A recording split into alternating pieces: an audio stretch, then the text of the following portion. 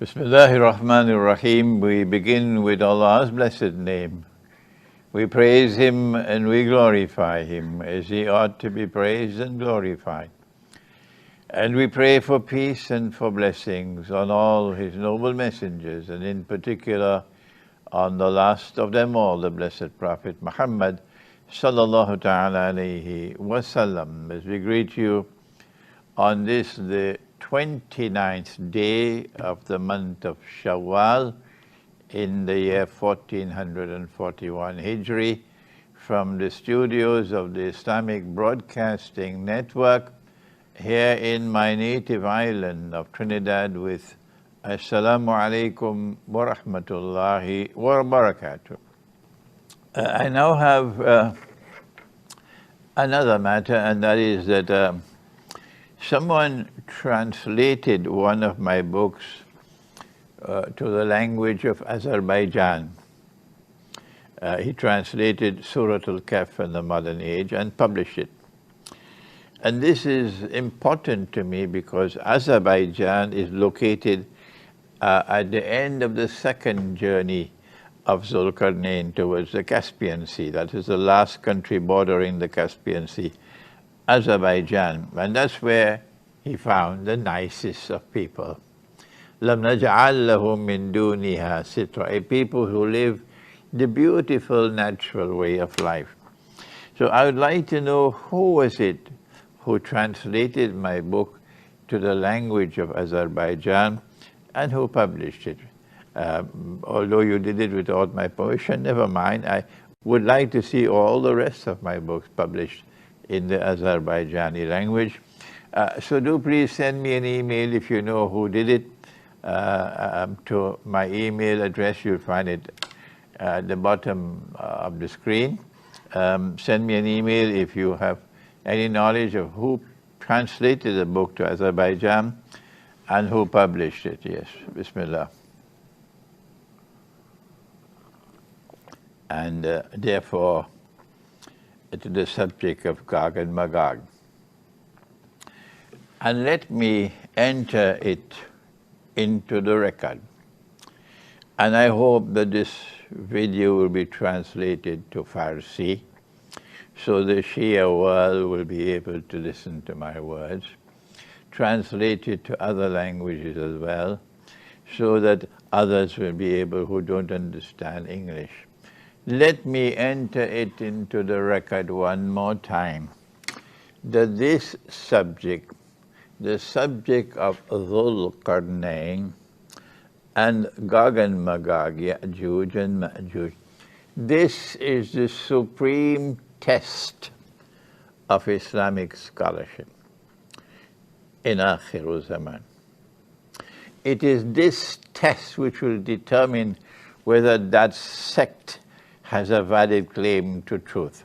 That you are the Shia and you believe that you are the one on the right path. That you are the Sunni, you believe you are the one on the right path. You are the Salafi, you believe you are the right path. And you are the Sufi, you believe you are the ones on the right path.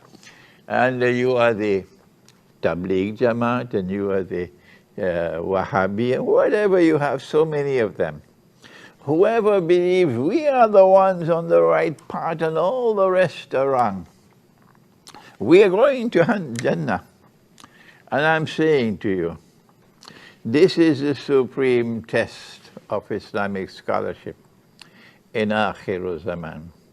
And truth comes from the Quran, primarily from the Quran. Not primarily from the Hadith, primarily from the Quran. And truth comes from the Hadith to the extent that the Hadith is in harmony with the Quran and not in conflict with the Quran, because the Hadith does not have the same status as the Quran. So we go first to the Quran for knowledge.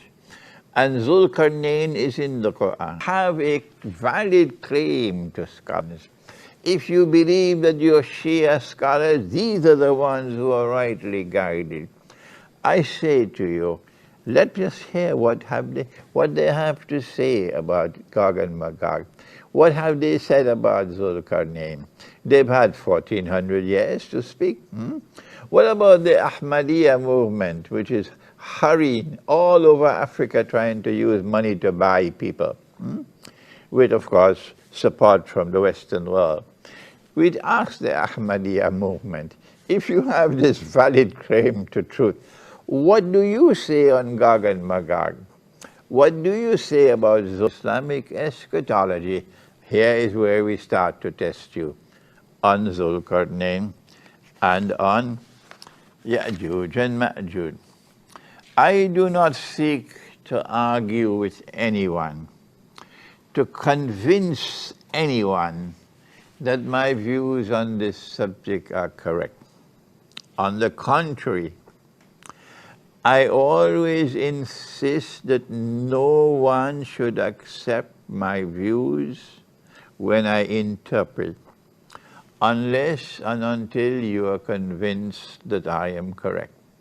This is my respect for your rational faculty, right? My respect for your intellect, my respect for your freedom to think for yourself. If you are convinced that I am correct, and you accept my views, and they'll increase, can my critics have any credibility when they refer to these people as blind followers of Imran Husein? Don't they have any sense in their heads, these critics? No, those who are listening to me, if you listen to me blindly and accept what I say blindly, you're a danger to me. If I make a mistake, you'll compound the mistake. And so it is particularly important that you must be carefully carefully assess my views before you accept them. Now then, the text of the Quran is very clear that Allah was responding to a question posed by the rabbis about a great traveler who traveled to the two ends of the land. And Allah subhanahu wa ta'ala repeated the question before he answered it. And this is what he said, بَعْدَ أَعُوذُ بِاللَّهِ مِنَ الشَّيْطَانِ الرَّجِيمِ وَيَسْأَلُونَكَ عَنْ ذِي الْقَرْنَيْنِ. Good. We used our methodology, and you use yours. We don't deny you the freedom to use your methodology, but why do you criticize us? You want to condemn us? You want to stop us from using our methodology? What's wrong with you? Our methodology is, in order to understand the meaning of the word qarn, when Allah says qarnain, it means two qarns. And you say two qarns means two horns. That's what you say. And you will have to stay with the implications of two horns. But we don't say that. And you're annoyed with us for that? What's wrong with you? Can't you give us a break? Our methodology is let the Quran answer the question. Qarn can mean horn, and qarn can mean an age, an epoch, a people, a generation. Which one is it? Our methodology, let the Quran answer the question. You have a problem with that? I'm fed up with these critics from left, right, and center, top and below. They don't give me a minute to spare. No. The Quran has never used the word qarn to mean horn. The Quran has used the word qarn many, many, many times, but never used it to mean horn. So why, on one occasion, it will use the word qarn to mean horn, when everywhere else it does not do that? Why? So our choice is this one. And give us a break if this is our choice. Our choice is to dismiss the meaning of horn, and our choice is to accept the meaning of qarnain, two ages. And we went on to describe the first qarn. And therefore we have a second qarn to find the way. They don't have that. They don't have that who talk about two horns, that Cyrus had two horns, that Alexander had two horns, that Suleiman had two horns, that Top, Nick, and Harry had two horns. Well, go your way with your two horns. We don't have time for you. We are talking about two ages, two epochs. And we spoke about the first Qarn. And in the first Qarn, Zulkarnain traveled in the direction of the setting of the sun. And there he came across a body of water which was dark and murky. Can we have picture number 2, please? Picture number 2. Can we see picture number 2, please? Ah, there we are. A body of water which is dark and murky. There is the Black Sea. On the left-hand side of the screen, the Black Sea. And that Black Sea is called the Black Sea because visibility is so low. Because it is so dark and murky, that is why it is called the Black Sea. But the sheep and the cattle can't see. Even if we send them to an eye specialist, they still can't see that it is called the Black Sea because it is dark and murky. And that is where he went. That is the geography of the Quran. We don't have time to waste with the sheep and the cattle who put on a face mask to go for Salatul Jummah. We don't have time for them. Those who recognize that they were mistaken and now look for an imam with backbone and look for a salat and a masjid where there are no face masks. No, alhamdulillah for such people. And so he traveled to the direction of the Black Sea, and there he came across a people. Zulkarnain has power, Allah gave him power, and Zulkarnain has faith in Allah. And when power rests on the foundations of faith, how will power be used? Now listen carefully. Allah spoke to Zulkarnain. And he said to him, إِمَّا أَن تُعَذِّبَ وَإِمَّا أَن تَتَّخِذَ فِيهِمْ حُسْنًا. These are words spoken directly by Allah to Zulkarnain, not through an angel, not through Jibreel, alayhi salam, not from wara al-hijab. This is direct speech, the way Allah speaks to His Prophet. Ya Ibrahim, Ya Isa, Ya Dawood. He speaks like that to Zulkarnain. If you say that Zulkarnain was Alexander or Cyrus or whatever he was, then the implication of that declaration of yours, that reckless declaration of yours, is that Allah spoke directly to Alexander and Allah spoke directly to Cyrus. So on Judgment Day, when you are questioned, you'll have to provide the evidence that Allah spoke directly to Alexander, and he said, "Oh Alexander, this is what you must do now. If you, إِمَّا أَن تُعَذِّبَ وَإِمَّا أَن تَتَّخِذَ فِيهِمْ حُسْنًا." If Allah did not speak to them, you do not have that evidence, then you would have spoken a lie against Allah. Be careful, be careful, be careful of what you say about Allah. مَا قَدَرَ اللَّهُ حَقَّ قَدْرِهِ. So I'm giving this gentle warning for those who have the capacity to think, not for those with a chip on their shoulders. No, we are right, we are right. Not for them, but for you who have a capacity to think and who want to rethink.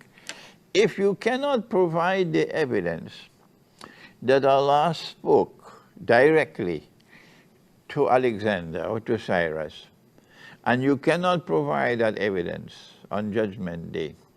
And if your statement is wrong, then you have spoken a lie against Allah. Be careful. And then we said that since the first current began by the Black Sea, we are of the view that the second current will also begin by the Black Sea, but you can choose Singapore or Japan or whatever you want. I'm not bothered with that. This is our view, okay? The second current will begin at the Black Sea, and this is logical for us. And then he traveled in the direction of the Caspian Sea. Siddiq, can you give us the first pic, please? He traveled in the direction of the rising of the sun. The rising of the sun. And the sun rises from the east. The sun rises from the east. Siddiq, can we get the first pic, please? When he traveled, yes, that you are. The Black Sea is on the left side of the screen, and then the Caspian Sea is on the right side of the screen. And in between, you see the Caucasus Mountains there. And there is Azerbaijan, right there at the bottom, close to the Caspian Sea, where someone translated my book. And there in that region, where the sun rises by the Caspian Sea, he found the nicest of all people. That's right. لَمْ نَجْعَلْ لَهُمْ مِنْ دُونِهَا سِتْرًا. They were not adorned with any of the sophisticated things of modern Western civilization. Not at all. They lived the natural way of life. And that natural way of life has survived and will survive, despite all the horrendous, bogus jihad waged against these people for so many 100 years by the Ottoman Empire. That natural way of life will survive in that region of the world where the Caspian Sea meets Azerbaijan there. لَمْ نَجْعَلْ لَهُمْ مِنْ دُونِهَا سِتْرًا. And Zulkarnain had the wisdom, the gratitude to Allah, the good sense to allow them to remain living as the way they are living, that natural way of life. And so that was the second current. And when, that was the first current. When the second current is to come, once again you will find in that region of the world the nicest people. And so as I'm teaching this subject, there's a desire growing in my heart. And I know when I reveal this, there will be a desire in the hearts of so many of you, not this summer, but maybe next summer, that we go on a journey and we start from the Black Sea. Maybe we get a coach or something, we rent a coach, and we have a group of people with us, and we travel from the Black Sea, and we stop all the way until we reach to the Caspian Sea, to Baku. And we would have retraced the journey of Zulkarnain from the Black Sea to the Caspian Sea. May Allah make it possible. It will be a wonderful, it will be a historic journey for the first time since the Quran was revealed, that a people who understand this subject now, because you could not understand this subject before, not at all, only in Akhir Zaman is possible to understand this subject. That these people who understand this subject now recognize that this is the second current. And in anticipation of the second current, they want to travel from the Black Sea to the Caspian Sea. May Allah make it possible. I just share this with you. This is a desire in my heart. And now then we spoke about the third journey. And when the third journey came, he traveled to a pass between two mountains. To the mountain range. There's a pass between the mountain, and that's what the Caucasus Mountains you just saw. And there in that pass he came across a people, and who were described, لا يكادون يفقهون قولا, a people whose language could not be understood, a unique language, unrelated to the regional languages. And that's the Georgian language. Yeah? And there the people said to him, Inna Ya'juj wa Ma'juj mufsiduna fil ard, Gog and Magog are committing fasad. So these are agents of fasad. And fasad is wickedness, it's injustice. And they said, we'll pay you, can you build a barrier, contain them? He should have said, but I have the power, I have the faith, and I will punish them.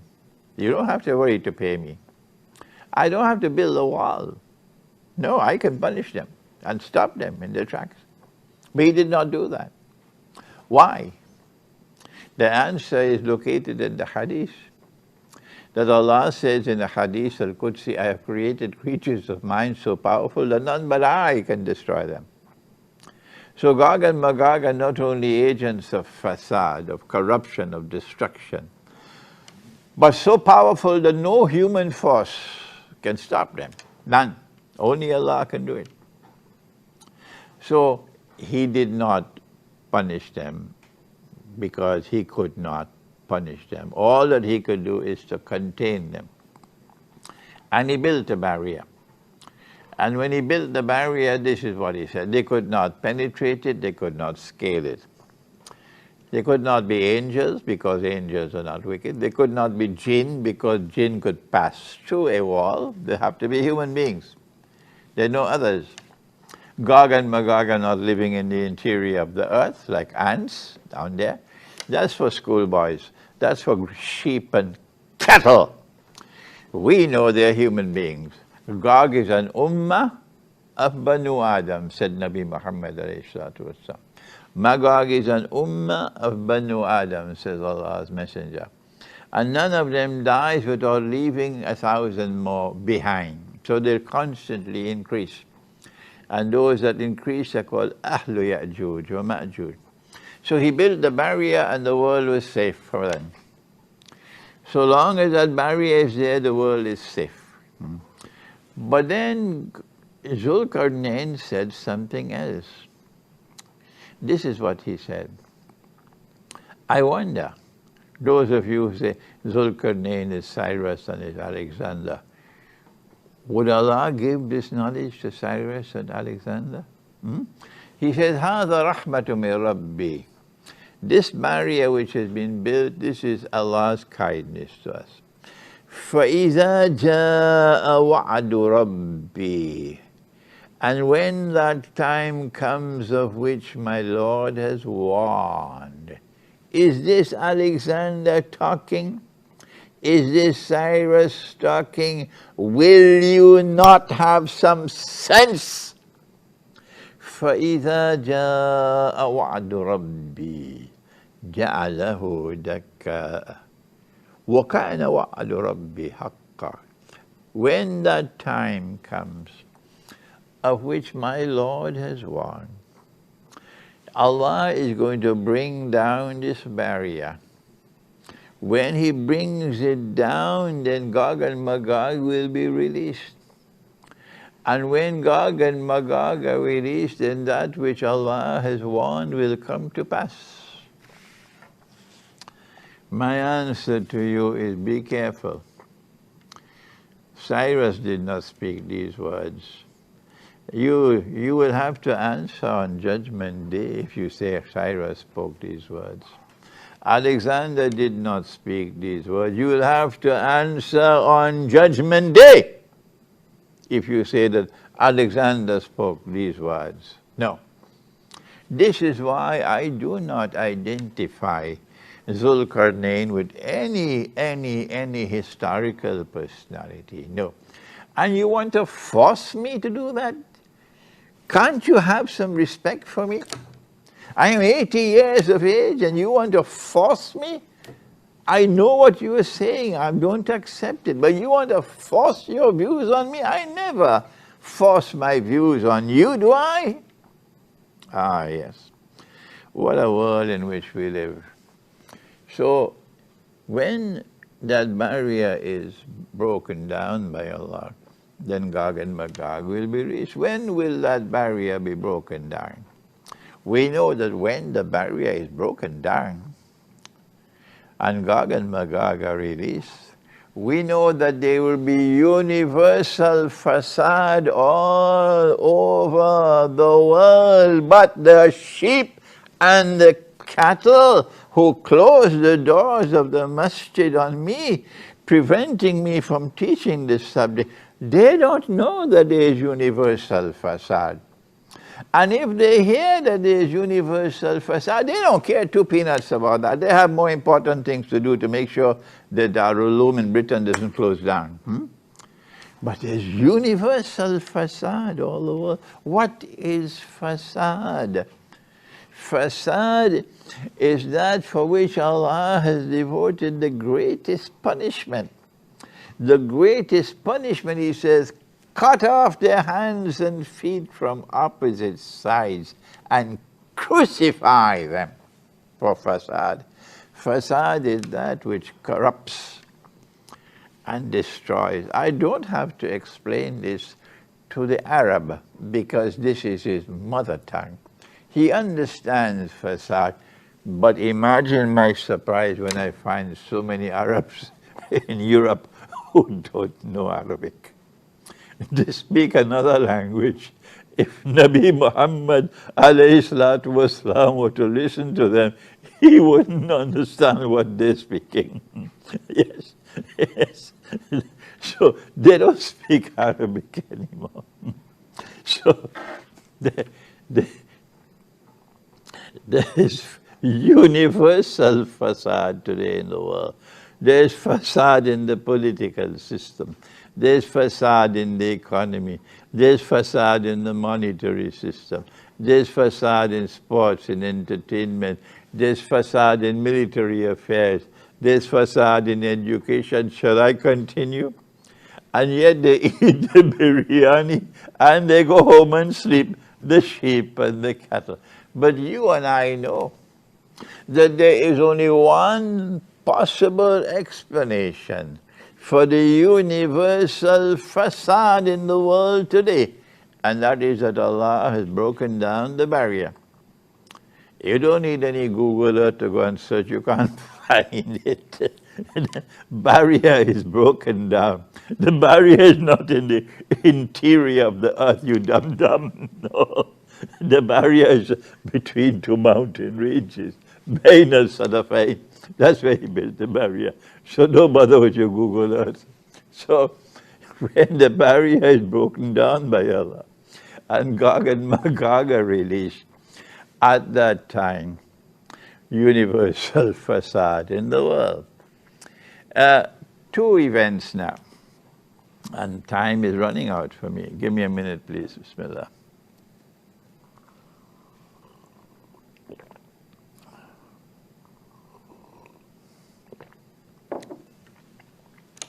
Nabi Muhammad ﷺ was asleep at the home of his wife Zainab, radiallahu ta'ala anha. And he saw something in his sleep. He had a vision, a ru'ya. And he woke up with his face flushed red. It was something terrible, terrible, terrible. And he woke up saying, Waylul lil Arab min sharrin qad iktaraba. Woe unto the Arabs. Now it is all of mankind who are going to be affected, all of mankind. But in mankind, it is the Arabs more than anybody else who are going to be the targets. He says, woe unto the Arabs. Min sharrin qad iktaraba. I hope that the Arabs are now listening to me. The Arabic world, the Arab world, that there is a terrible warning in this hadith. He raised his fingers like this and he said, today a hole has been made in the barrier, built by Zulkarnain. Not the Sad, the Radam.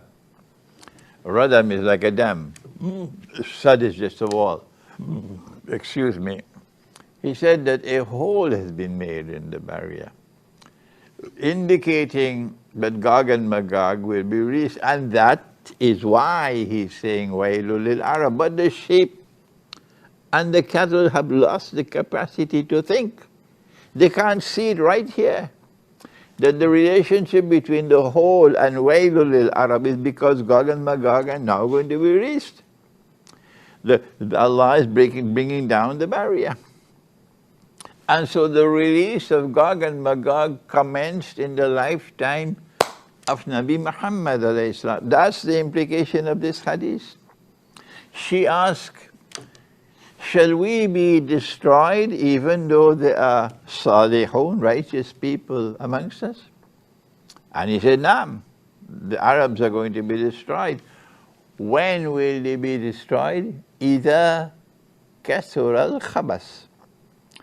When garbage prevails all over in the world today. That's where we are today. That's where we are today. All over the world is garbage ruling over us. Garbage which doesn't even have a passing acquaintance with the Quran. These are the ones who are ruling over us today. And when you go to teach them the Quran, they put a no-fly list, put you down on a no-fly list, they ban you, they send terrorists to kill you. No, you're not allowed to teach the Quran. That's the garbage we have today. He said, when إِذَا كَثُرَ الْخَبَثِ, when khabas prevail in the world, but of course the khabas will dress up and present themselves as respectable people, but they are garbage. At that time the Arabs will be destroyed, and that's where we are today. And then there is now the second event to which we now direct attention. The answer is, the question is, when will Gog and Magog be released? And we now turn to the Quran, and I hope we have enough time left. And we go to Surah Al-Anbiya. Gog and Magog are located only twice in the Quran. So you have to be deaf and dumb and blind not to see it. But you show the sheep and the cattle, they show no respect for the Quran. You never hear them talking about the Quran when it comes to Gog and Magog. They only say with the hadith. And when they go to the Quran, they're so utterly confused, they usually talk rubbish. Excuse me.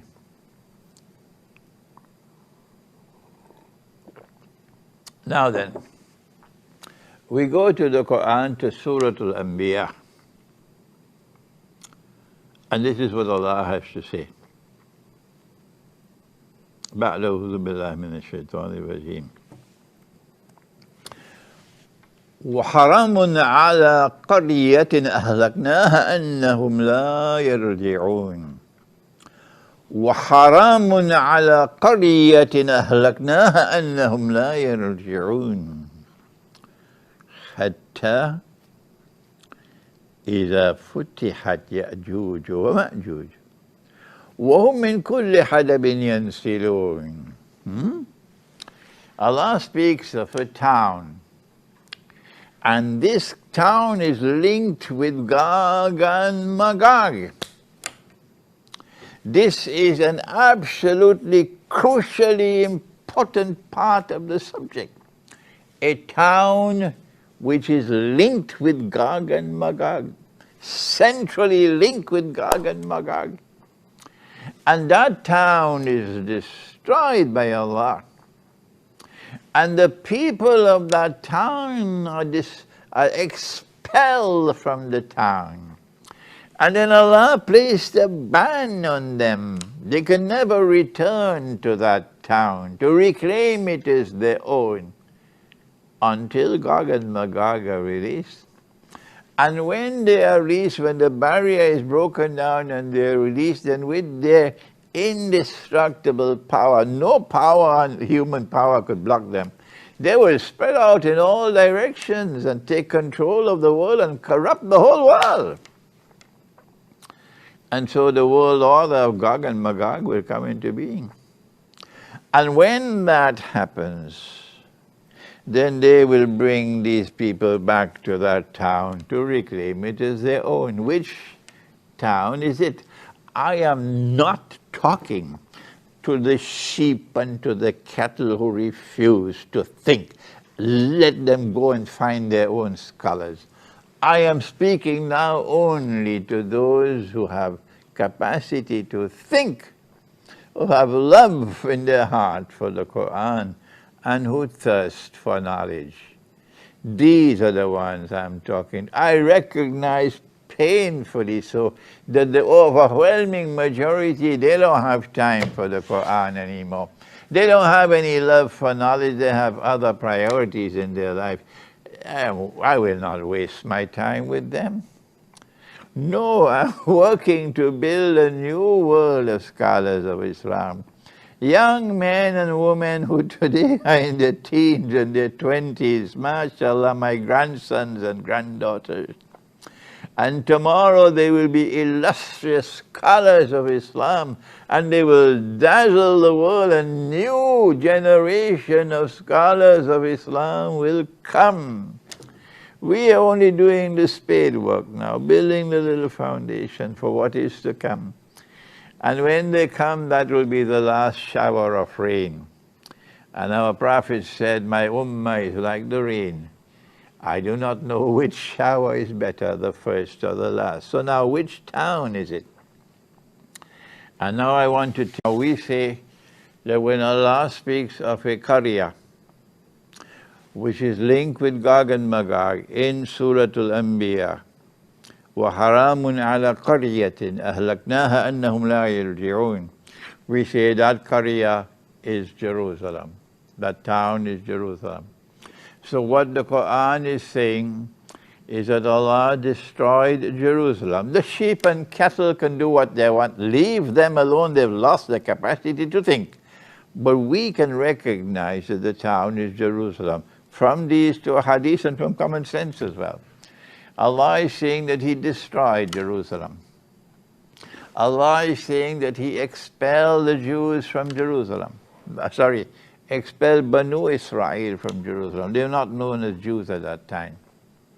Allah is saying that having expelled them, He placed a ban on them, and for 2,000 years they could never return to reclaim Jerusalem as their own. Are you listening to me in Israel? This is what the Quran is saying.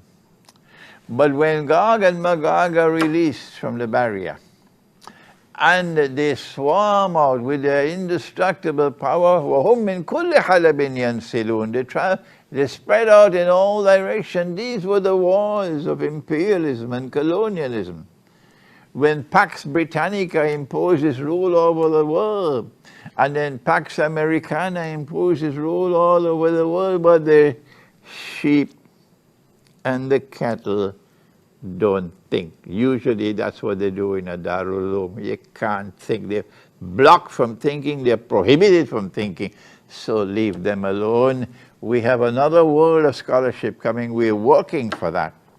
And a world of scholarship which has the capacity to think and understand the Quran. And so when you see the Jews being brought back to the Holy Land, to reclaim that Holy Land as their own, reclaim Jerusalem as their own. Are you listening to me in Gaza?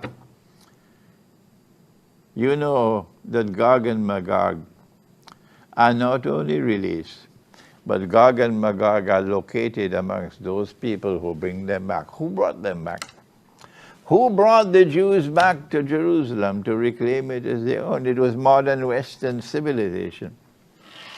This is a civilization created by Dajjal. And this is a civilization in which power is controlled by Gog and Magog. That is the heart of our Islamic eschatology. You can't understand it, get lost with your chip on your shoulder. But for those who want knowledge, who are hungry for knowledge, who are thirsty for knowledge, they will understand. Because Allah has not sealed their hearts. That modern Western civilization was created by Dajjal. He is the mastermind. And those who control power in modern Western civilization are Gog and Magog. And so they use Britain. Gog and Magog use Britain. to liberate the Holy Land for the Jews. Use Britain to bring the Jews back to the Holy Land. And then Gog and Magog used the United States for more evil than that, to get the state of Israel to be established. And then when Israel is established, to make sure that Israel grows into a powerful state. And now they don't need the United States anymore, as they didn't need Britain anymore. And so George Floyd, and now the United States is being destroyed, as Britain was destroyed before it. This is how to read history. This is how to understand what is happening in the world today. This was an oppressor. Britain was a monstrous oppressor in the world. But the United States was an even greater oppressor. And the oppression of the black people, the African people in the United States, was disgraceful. It was the worst slavery the world has ever known. And if you are in Trinidad, and you are a lapdog of the Yankees, supporting America in the oppression on Venezuela, shame on you, shame on you, shame on you. I don't want to meet you. I don't want to shake hands with you. I don't want to see your face. Is that understood? Because we are a people who hunger for truth. And truth has no tolerance for oppression and injustice. If it is oppression by Muslims against Christians, we condemn the Muslims who oppress.